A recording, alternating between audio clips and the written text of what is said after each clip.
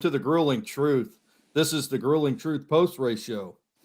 We are going to discuss tonight the absolute shit show that was the Bristol Dirt Race. Before we get started, I want to remind you that the Grueling Truth is powered by betting.net. Betting.net is your best bet for finding an online casino or sports book that's right for you.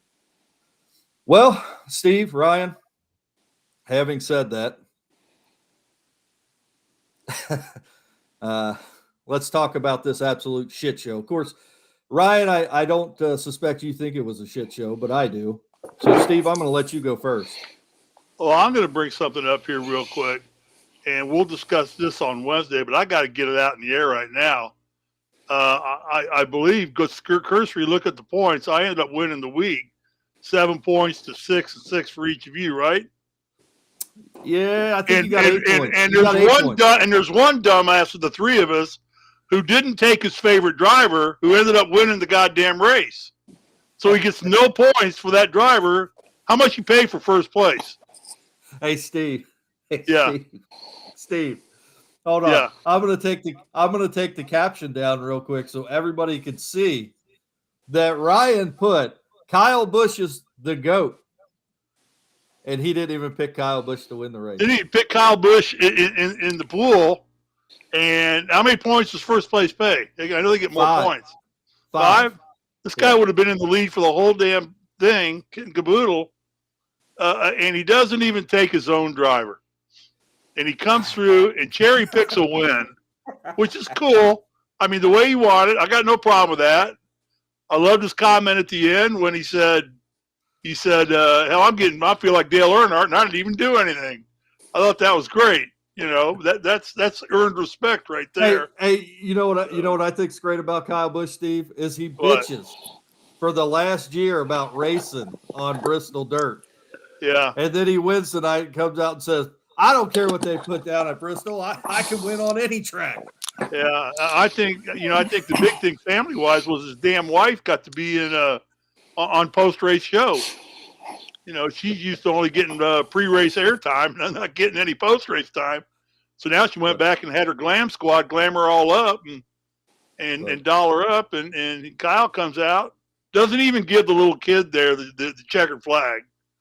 You know, takes it for himself and shakes the kid's hand and takes the flag away. And then ends up, poaching a win. But the big story is our boy Ryan over here doesn't even take his own driver to win, to be in the top 10. He didn't take him to be in the top 10. After taking that verbal lashing from Steve and I'm going to give you a minute to defend yourself. Kyle got third, right?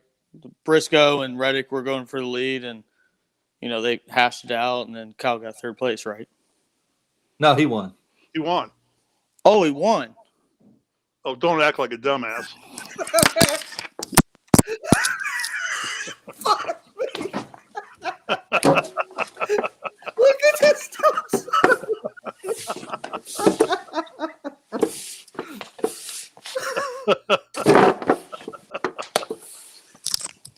Damn right he won. I don't care what you idiots have to say the rest of the night. One damn race. KFB. KFB. Kyle fucking Busch. That's right. And he did Where's win your it. guys' favorite drivers? Not in victory lane. I don't want to hear shit. Mine was 7th. It's okay. He came back in 24th and finished 7th. I'm okay with that. Yeah. And mine finished in the top 5 as well. So yeah, I had 4 of my drivers in the top 5. And your driver, Kyle Busch, stole a win out of the hands of Tyler Reddick tonight. My driver stole a win? Yeah. After bitching. My driver didn't do anything. He even said he didn't do anything. So I'm going to agree with Ryan on this. Kyle didn't steal anything. He was in the right place at the right time. And that's racing, boys. I got no problem with Kyle's win tonight. No matter what I say the rest of the night, my guy won. So if I say something positive, I'm going to look as biased. If I say something negative, I'm No, going Lucas no, bias. that's So not this is true. your Ryan, guys' you're good. show. I'm just going to sit here. I got Sugarland Shine. That's from the great state of Tennessee where this race was won. And I'm just here to listen for the next 25 minutes. I didn't show up 5 minutes last time. I got a dub. Boys, take it away. I'm all ears. I'm in your camp, Ryan. Don't be dogging. Oh shit!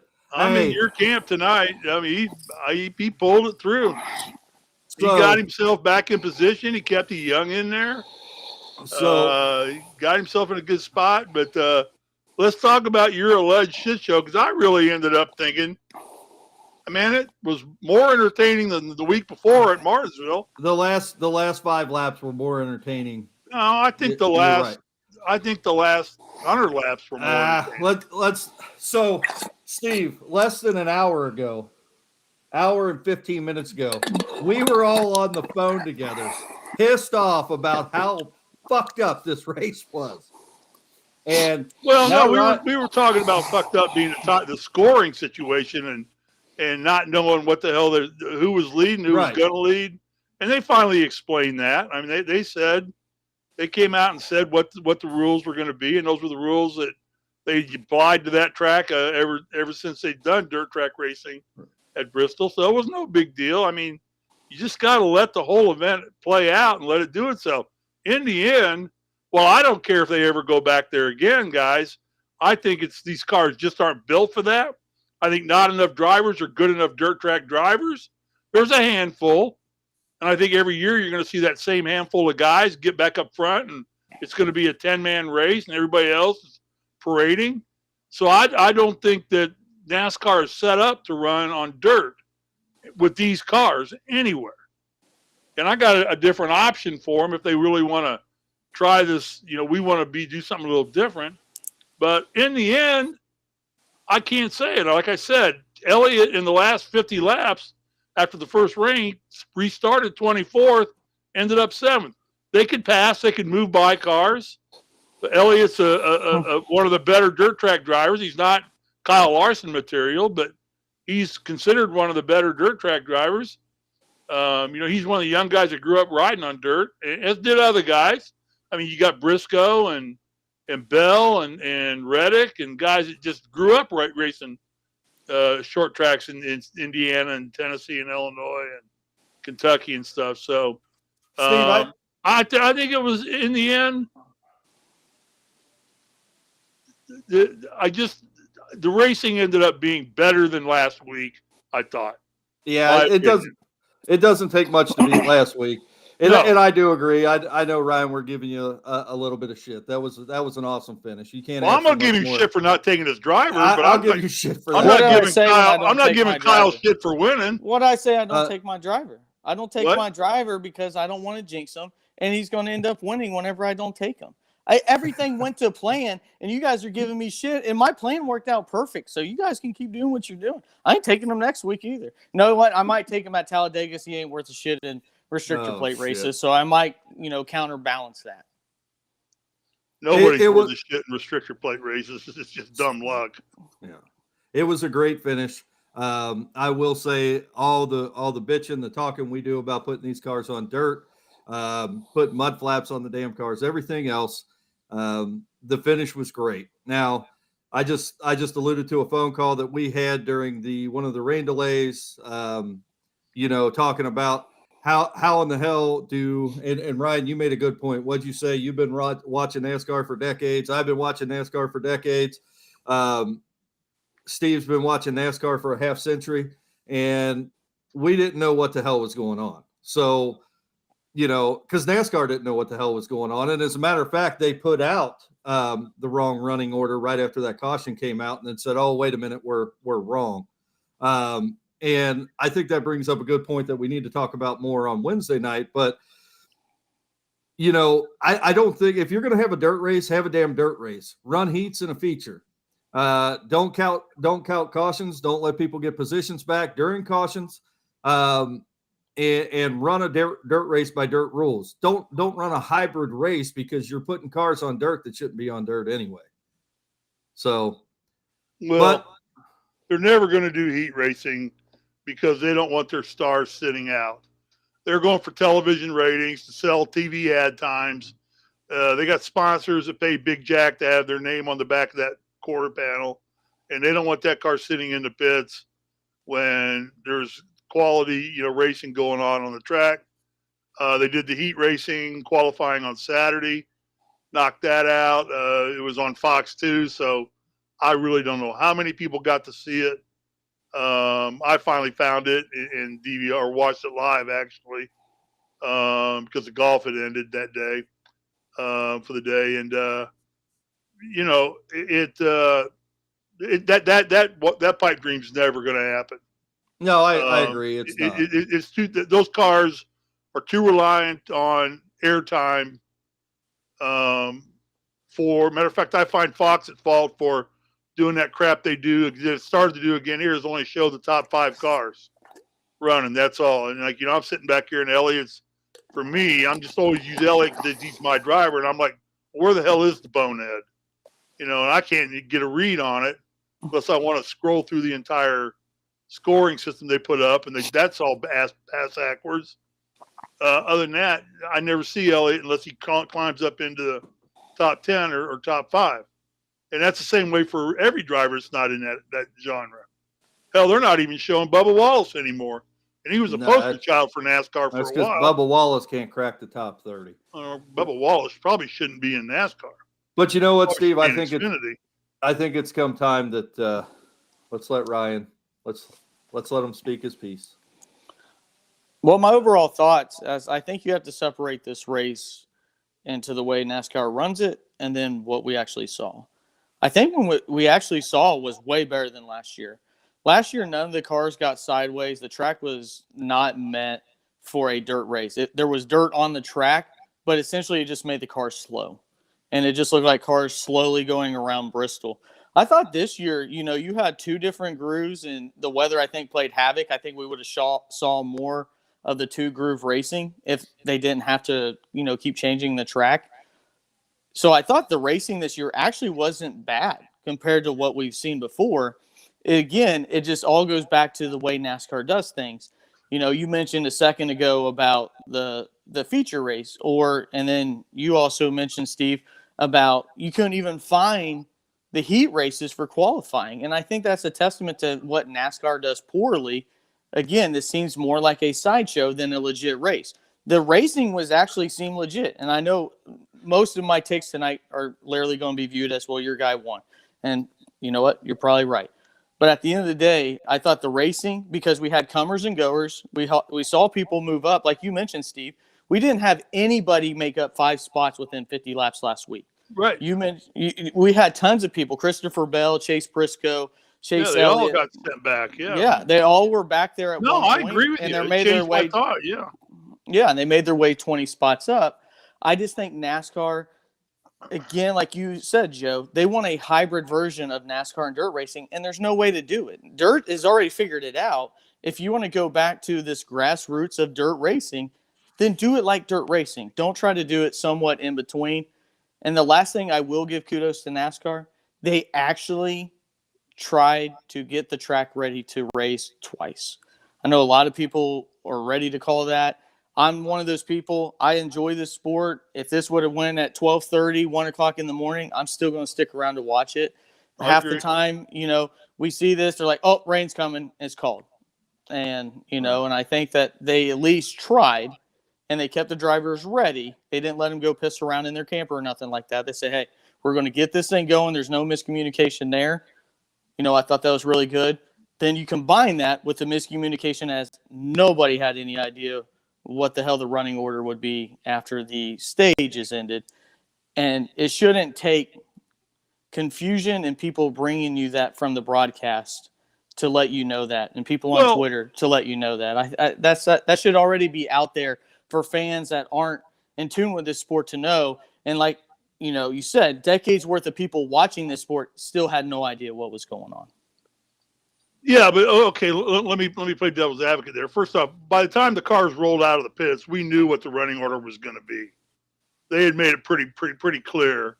The confusion was in that dead space time when they were in a rain delay and the thing was stopped, and we're wondering, we're hearing one, and this is maybe the idiot Fox announcers too that are screwing things up a lot. You know, we're not interviewing a NASCAR official.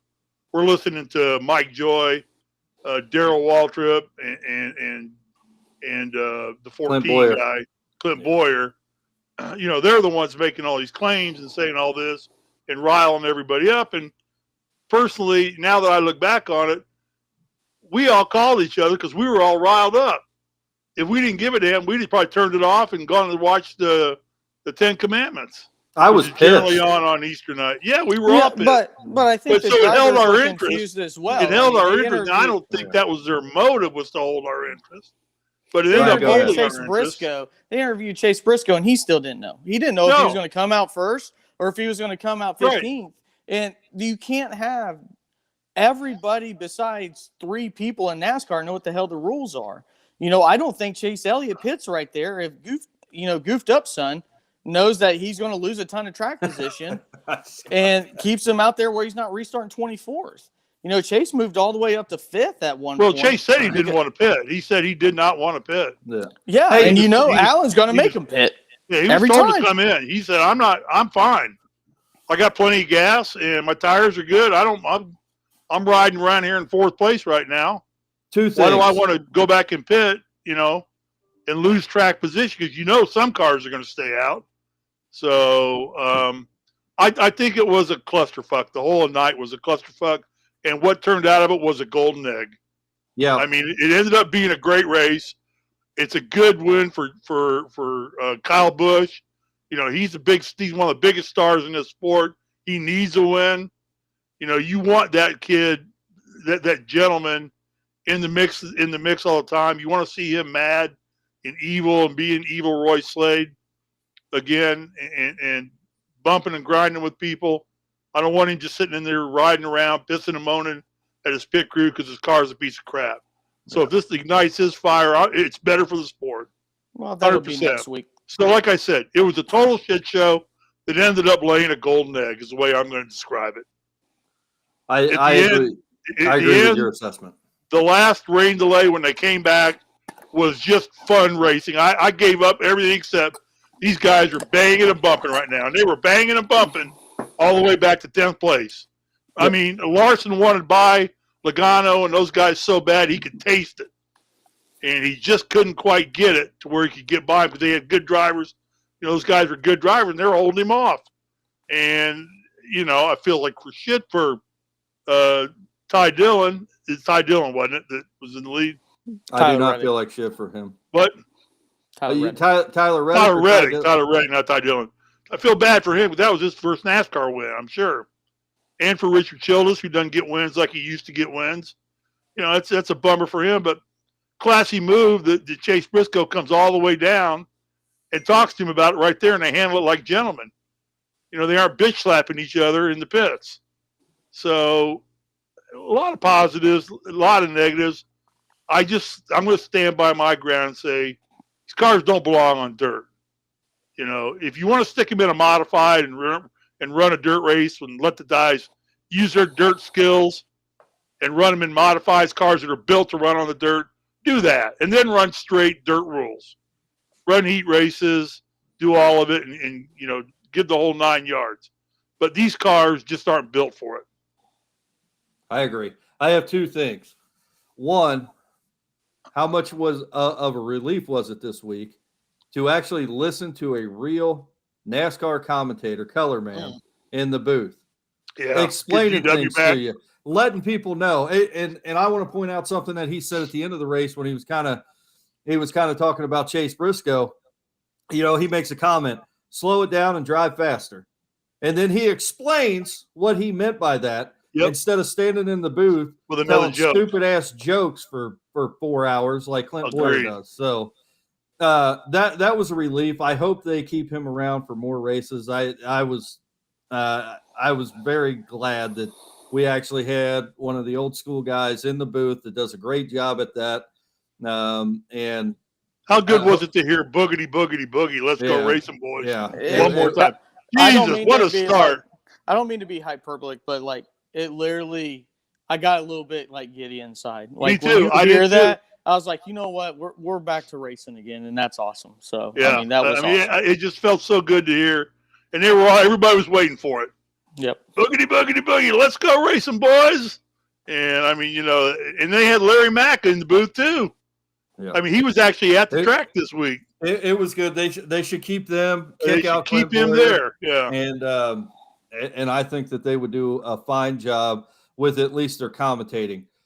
Their coverage and their broadcast of the race was gone downhill. That was absolute shit again. It's gone downhill. I don't know. We talked about this on Wednesday during the NASCAR show, but I don't know on what planet or where they took advice from or where they decided to start showing the races the way that they're showing them. But they need to stop. I said this, and I don't want to go on another rant, but stop showing two cars run around the track for 50 laps. Show the whole damn track, especially at a short track. We want to watch the race. Dirt track racing, and you're right, Ryan. The cars were actually sliding. It looked like a dirt race at least. No, it did. And that's the best part of a dirt race is watching the whole field bump off of each other all the way around the track and watching the slide jobs and watching how people are taking the curves and which line they're on and who's getting up in the cushion.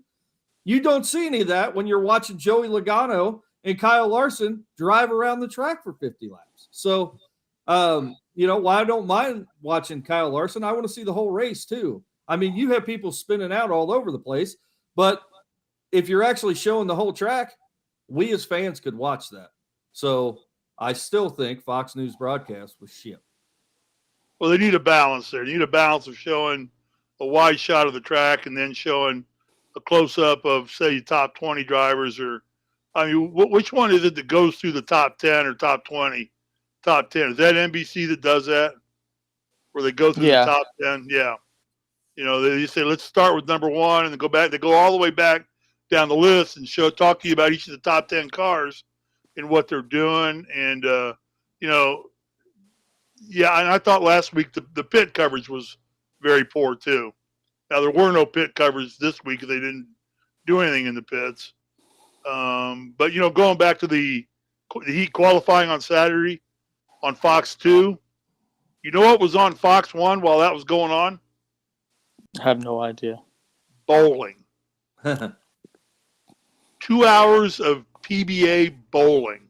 I hope all 50 people enjoyed that. Yeah, there's about 45, 50 people that weren't actually out kegling that were, watched that.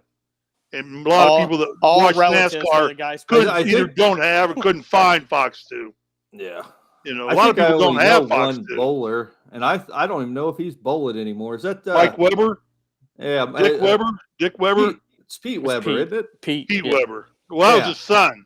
That was Mike Weber or Dick Weber's son. The only thing I remember about him, what is he had won a tournament at one time or the end of the year championship. I don't even know what the hell championships they have in bowling, but he ends up winning the damn thing. He goes, "Who do you think you are? I am. I'm him. I am. That's me." Sure, it wasn't Dick the. Sure, it wasn't Dick the Bruiser. That was the Weber guy. Okay.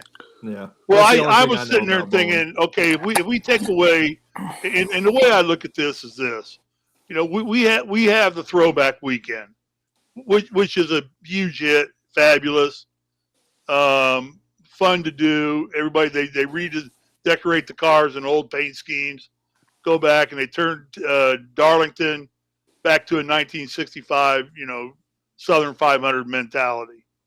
Less, of course, the Rebel flags and the name, the Rebel 500.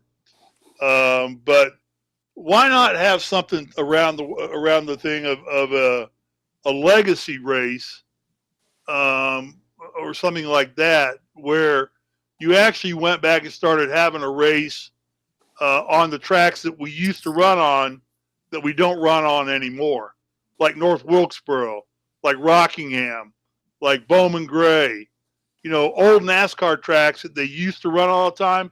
And just once a year, rotate around to those tracks and say, we're going to host a legacy race. This is a legacy race because this is a track we used to run on, and we don't run on it anymore. But for one race a year, we're going to alternate it with however many tracks they've got peppered around the country that they're going to race on that track again. one more time and have a legacy weekend at that track. That might be even a better idea than trying to do this dirt race. Although post race, if you listen to all the drivers, they loved it. They were having a ball out there. I mean, T to T, every driver they talked to said, it was fun racing. I had a great time out there. After they bitched, Kevin Harvick did not have a fun after time. they bitched about it all week. Kevin Harvick hasn't had a good time since 19. Yeah. Well, you should see his comments. It was not glowing. Yeah, no. 2014 or 13 was probably the last time Harvick had a good time. I did not hear a driver not bitch about this track all week. So, but then after the race, they all said they had fun. Joe, can I say something though? Like the people that you heard complain about it actually end up running good at this track, and I think that's because it takes kind of the bias out of it. Because you heard Kyle Larson say something, he's like, "Oh, if we don't come here again, I don't care." And then you heard Kyle Busch say that. Well, those two guys that ran in the top 10 most of the entire night, so obviously they themselves don't care for the format. And it's not because they didn't run good or they may not run good. I just don't think that they like the race. So, I mean, that's better than hearing, like you said, Kevin Harvick, who's never finished above 30th at this track going, yeah, this race sucks. And it's like, well, yeah, because you suck at it. Versus two guys that finished in the top 10 that are going, you know what, I don't think this is the way we should do it. Even though I may have success at it, I still don't think this is the way we should do it. I think that holds more credence than the opposite view. You make a good point, Ryan, when you say that, because they don't generally go down to the interview drivers that finished 25th and behind and down the list. Usually they're talking to guys in the top 10 or something like that, or guys that are in the points race that might have taken a hit or gained some significant ground for one reason or another. Steve, did you guys catch that one of the rain delays, they went down and talked to Noah Gragson? Yeah, I saw that. He was running this. And he said, I didn't know what he was doing out there. He basically said, I'm having fun, but I don't know what the hell I'm doing. I'm like, yeah.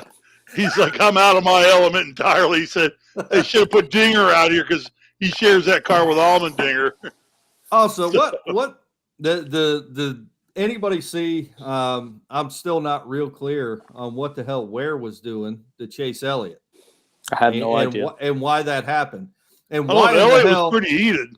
Yeah, why in the hell a second-class driver who barely has a ride is hitting one of the top drivers in the sport because he's pissed off about a lane that he didn't get or whatever the hell happened? Hey, I got no problem with it, though. That's okay. I do. There wasn't any reason for it. I don't want any protectionism for these guys. I don't want Elliott, a bubble around Elliott's car just because he's Chase Elliott. I don't want that. I would have had a problem with that. Nothing happened between the two. You know what? Elliott's a big boy. He can handle it and take care of his own business. Right. We don't need to take care of it for him. And I think when NASCAR gets back to that, then the sport gets really fun. Well, a lap down car should not be intentionally trying. No, he shouldn't. And Elliott should have just put him in the wall. Car on a caution. Yeah, Elliott should have he tried to just put him in the wall. Idiot couldn't even hit the wall. That was stupid. Yeah, Elliott, that's as vocal as I can remember hearing him on the radio since the Harvick incident, really. He was pretty livid about that whole thing. He should have been. Yeah. Joe, I got a question for you. What? Kind of going back into the race, we saw a lot of different guys run up front, especially and have good weeks or good races. At one point, both Dillon brothers, and when Austin actually does really good at Bristol and then his engine blew, Ty Dillon ended up getting top 10. But I think what's, again, surprising to me is how good RCR's been this year. Again, I know Tyler Reddick, that guy's going to get a win. I mean, I feel bad for him because he didn't win tonight. He's a really good driver in this sport. And like you said, Steve, he literally could have saw Chase Briscoe and just cold-cocked him in the nose, and I don't think anybody would have said anything. Like, yeah, you just cost me a chance to win. I should have won. And, I think he was a little hard on himself. He said he did let Chase Briscoe come back to him and cause him a wreck. But, there's a lot of guys that had really good – Michael McDowell was in the top 10 for most of this race. Yeah, he had a good run. Very good run, the 34 car. I mean, you know who else? You know who else ran in the top 20 most of the day? J.J. Yaley. Yes, he did. Yeah. And I think that, I don't know where he ended up finishing. It goes he back ended up finishing 30th, but he was in the garage all day. He finished in the garage. Did he go? Oh, yeah, he wrecked. That's right. He wrecked, yeah. Yeah, he did. He did. But I forgot I thought he was this involved in track, that. it had a lot of comers and goers, and that's what to me is most exciting about NASCAR. I Is agree. you That's what I see was the saying. people go up and then back and then up and then back, It was, and at the end of the day, you still saw the top guys there at the end. You know, Mhm. Daniel Suarez ended up fading towards the end, but at the end of the day, you saw Chase Briscoe battling for the lead, Tyler Reddick battling, Joey Logano was up there, who ended up winning this race last year, and then your normal suspects in Kyle Larson was and up there, Kyle yeah. Busch, yeah, and Yeah, even Alex Elliott Bowman. was up there in 7th or 8th. You know, the same usual suspects are up in the final, as you said. Good point. Very good point. Yeah. But So, I'm telling you, I mean, the jumping around, you had to be paying attention to the standings of where people were, because, I mean, they were moving. You know, I look at Elliott on a lap. He's in 24th. Next time he's in 16th. It's only 2 laps later. He passed 8 cars in 2 laps. yeah, You He's a know, good driver. he's a good And driver. going- Well, yeah, and he used the slide job and got under him. Larson was a ball to watch because he was using the dirt to slide his car through every turn like a true dirt track And by racer. far, Steve, we said this, Ryan, just before you jumped on backstage here. The driver that had the best day, probably, or the best performance throughout the day with moving positions, was probably Kyle Larson. Which is really no surprise, or him, or really Chase Briscoe, because he made a big run back up front, Right. and that really shouldn't be a surprise, because those are probably the 2 top dirt racers in the circuit, next to Bell. But you know, I think you're right. At the end of the day, these are professional drivers that should be able to drive on any surface, whether or not we like the dirt or not, as fans. I don't think they should be able to drive on any surface. I think it shows like the actual legit drivers on anything that they take their cars on. A guy that's grown, in my opinion, I agree with Noah Gragson. I like watching AJ Allmendinger wherever he's racing, because I think he's a good gets driver. better with every race. Exactly, and it mentioned Chase Briscoe. Yeah. He's been the Rookie of the Year in the truck, the Xfinity, and now the Cup. You also see these other drivers that go to other types of racing. This isn't Chase Elliott. He goes to dirt tracks and races now. Kyle Busch obviously does. Kyle Larson, when he was out the entire year, nobody could stop him when he wasn't in NASCAR. So, I mean, you see the expertise of these drivers regardless of surface, and I think that's really fun, because now you get to see who is separated, the men from the boys, in terms of a driver. Now, you have experts at certain things. You have your short track drivers, you have your intermediate, you have your road course, and you have your super speedway. Whenever you now throw dirt onto it, if it's an actual dirt track, like we had pretty much for most of this race, now you get to see these guys come full circle and see really who is really, really good, regardless of where they're racing and what they're racing on. And I thought that was really interesting tonight, because you see somebody like Michael McDowell, who's primarily known as a super speedway racer, come out there with the same equipment and end up running really good. And at the same time, we all thought Tyler Reddick was a really good driver, a guy that loves to run the high line. Well, just like Kyle Larson, he gets to run this high line here in a dirt track, which now plays into his type of style, and he ends up right there at the end. And if it wasn't for a guy going balls out trying to get a win, he ends up winning this race. And it's going to come sooner or later for Tyler Reddick. He's a really good driver in this sport. I agree. And at the end of the day, I'll echo what Kyle Larson, Kyle Busch, and many other drivers kind of alluded to. I thought tonight was a great race. By the end of the race, putting my feelings aside of the rest of the shit show, I thought of Bristol Dirt. Tonight was a great race, but I don't care if they ever go back there on the dirt. I'd like to see them race twice at Bristol on the Bristol track. So I don't know. I know they made the announcement right after the race last year, right before. I don't know if they've made that announcement yet. I don't know what you guys have heard.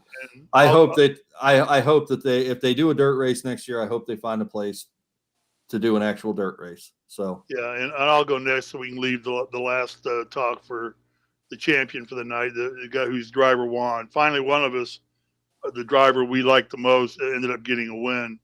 I'll just say this about tonight. It was a total shit show that laid a golden egg. I said that already. but it was screwed from the get go. A lot of we didn't like anything about it until the end, and then all of a sudden we liked parts of it. I think I would argue that counterpart is we don't like anything about it that NASCAR tries to run it the way it is. Yeah. But at the end of the day, if they ran it like the way that it should be run in dirt, I think it could be totally different. Agreed. Okay. Well, I think I still don't think these cars belong on this track. So, agreed. On dirt. I think with that point, we'll go ahead and wrap up the show tonight. We'll talk more about it Wednesday night at 7 Oh, wait, I o'clock. got one more thing. How about my Los Angeles Dodgers sweeping the Cincinnati Reds this weekend? Well, every Reds fan's quit watching the Cincinnati Reds, Steve, because of the ownership. All right, but it was a sweep. Current boycott going on of this. It wasn't a close sweep. I think the games were. Sell the team, Bob. Today was 9-1. I think it Sell was the team, Bob. 7-1 yesterday. It was 6-1, and then I don't know. It's 4 games or 3 games. All of them were one to a bunch of runs. I will not watch a Reds game until the Castellinis sell the Reds. Okay. So. Doesn't Marge Schott still own them? No, Marge Schott's dead. Oh, yes, she died finally? And and so are her dogs. Her St. Bernard died too? She had 2 of them. They both died? Shit. Yeah, they used the shit in the outfield. Yeah, they did. Yeah. Anyway, again, if you want to hear more about Bristol Dirt Race or the upcoming race at Talladega, join in Wednesday night this Wednesday at 7 p.m. I'm Joe Spilman, along with Steve Risley and Ryan Peters. This has been the Grueling Truth post-race show. That's off to the 18 car. That's off to the 18 car. Before we end here today, I want to remind you again that the Grueling Truth is powered by betting.net. Betting.net is your best bet for finding an online casino or sports book that's right for you. Fellas, I'll see you later. Let's go!